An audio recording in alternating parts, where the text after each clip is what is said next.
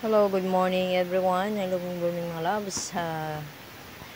Ngayong umaga, alis po ang aking asawa kasama ang kanyang mga kasamahan sa trabaho para sa maggawa sila ng ibang bakla doon sa ibang lugar. Ayan, ito ang mga gagamitin nila sa paggawa ng kanilang baklad.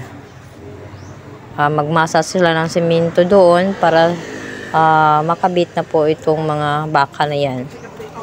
Ayan sila, ang mga katropa niya. Okay, nag-aantay na lang sila sa kanilang sundo. Yung pinsan ng asawa ko na may-ari ng baklad.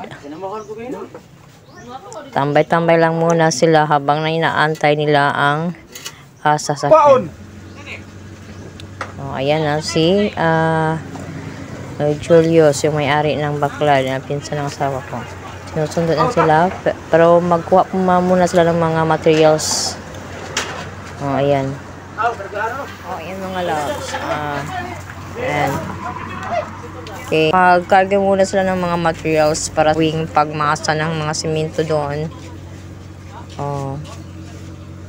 At babalik naman yan para pagkuha sa ibang mga gamit nila. Ayan.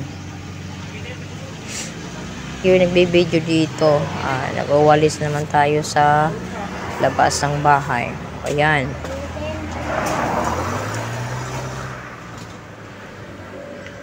Ayan.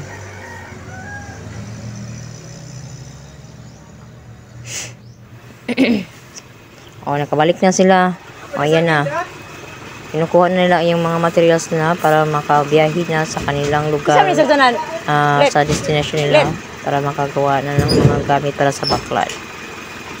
Yan. Dinidiskarga na nila yung mga mga bakal yan. Diskarga na nila. Okay.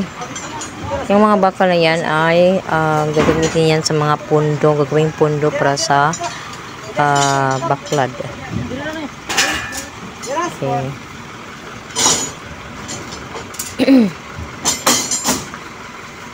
Ayan si Mr. nasa itaas ng sasakyan.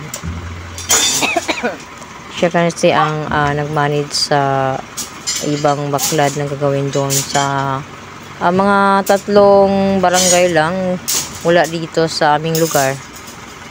Bibiyahe pa sila.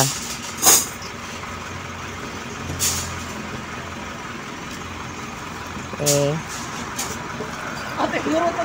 Pinsan ni Mr. Halos mga pinsan lang yung mga kasama niya. Yan.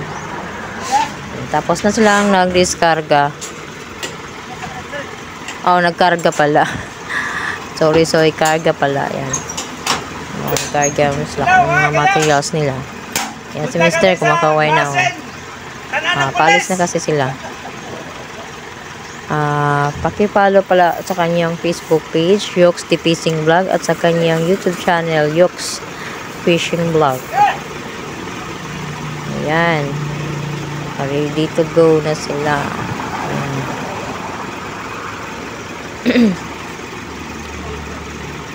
Okay.